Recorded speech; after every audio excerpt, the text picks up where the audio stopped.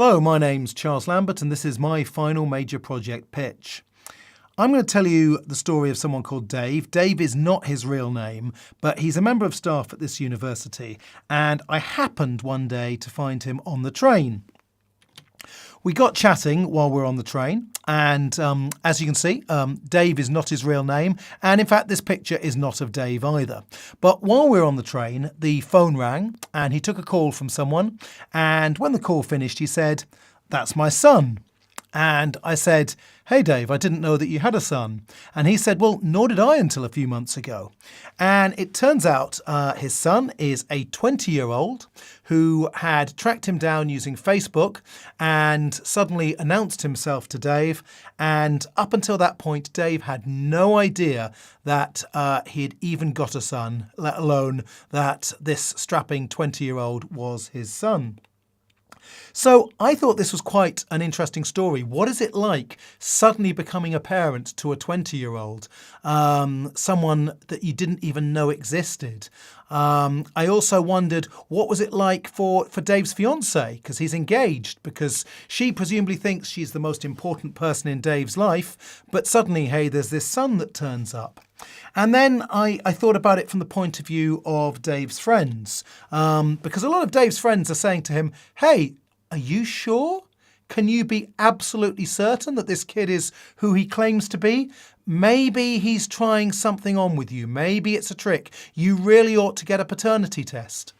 And Dave said to me, "Look, I don't think I need to get a paternity test." And he scrolled through his phone again and he showed me a photograph of himself with this boy. And I kind of looked at the picture and I thought, yeah, okay, there's a bit of a similarity there, but maybe not quite enough for me to say he's definitely the father and he's definitely the son. It wasn't quite that cut and clear. And the more I talked to them, I thought, and this incidentally is a real paternity test company. It's actually called Who's the Daddy?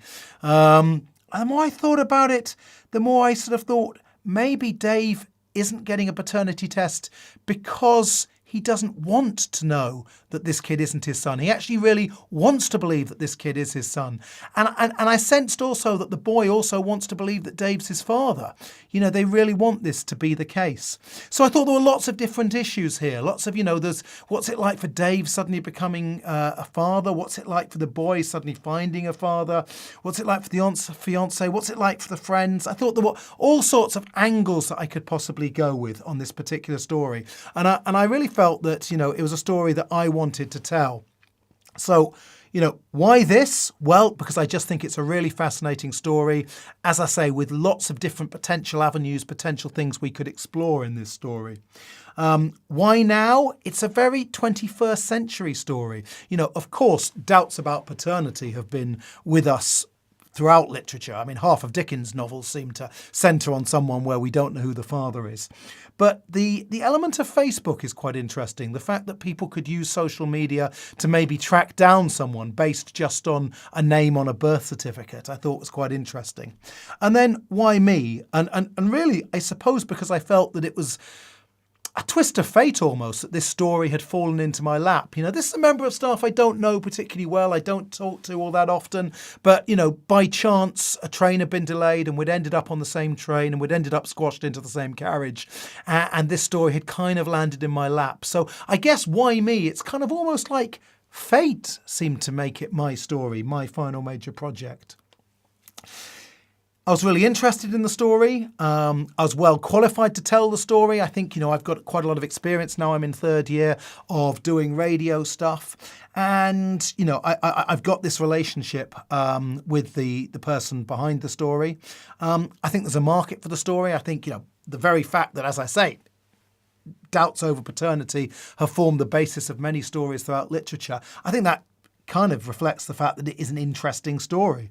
And I think finally, and this is a really important point I'd like to make, is that the story gives me the opportunity to show off my storytelling skills. It allows me depth and scope. I can go out, I can interview lots of different people.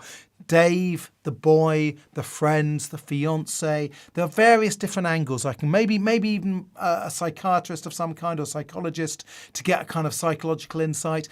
I think there's a lot I can do with this particular story. So, which medium? Well, over my time at UCA, I've tended to specialise in broadcast, in TV and radio. So really for me, it was a no-brainer that I was going to go down that particular avenue. I considered, obviously, television, but I could see that there were certain problems here. Dave might want his anonymity protected, so that would be difficult. And obviously then I would need to protect the anonymity of his son as well.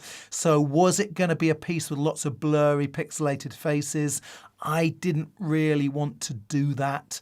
I also felt that it was something that probably would lend itself more to radio. The opportunity perhaps to relax the interviewees and get them to open up and be a bit more expansive.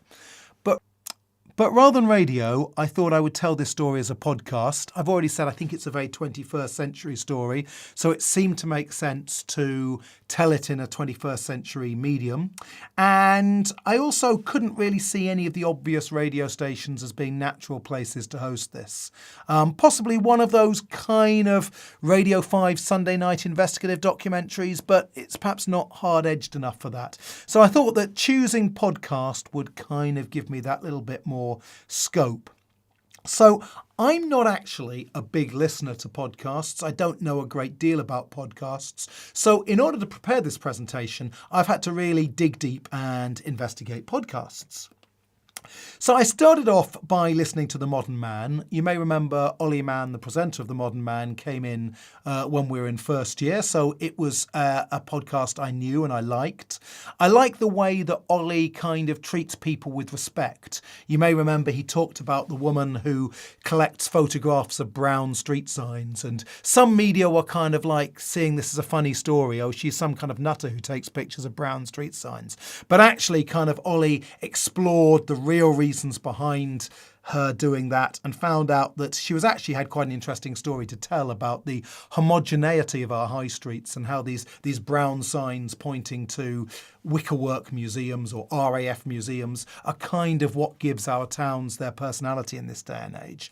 So I thought this would be really good. But the thing about Ollie is he tends to do mainly interviews. And the problem with doing interviews is, one, it doesn't give me a great deal of scope to show off those packaging skills that I've gained over my 3 years at UCA that I was talking about earlier. It's just an interview. It doesn't have that wider range and the ability to make a package really rich and diverse. And secondly, it's a little bit high risk, because if the interviewee turns out to be really quite bad, or if I'm not on top form when I do the interview, there's not much I can do about it. I'm kind of dependent on my interviewees. So I decided that Ollie Mann's Modern Man wasn't quite right for me. I looked instead at perhaps the most famous podcast, or at least after Serial, the most famous podcast out there, This American Life. This American Life's it started as a radio station in 1995, and it has 2 million radio listeners each week and gets more than 2.5 million downloads as a podcast. So it's a really big player in this particular field. And I listened to a few episodes. I felt that my story didn't possibly fit the kind of investigative feel of This American Life. So I listened to an episode where they kind of went to a factory where in somewhere in Southeast Asia where a lot of American goods are manufactured. And my story didn't kind of fit that particular brief. I didn't think it wasn't that sort of style story. So then I stumbled across one called Snap Judgment, and I think Snap Judgment is absolutely fantastic, and I'd really recommend it to you.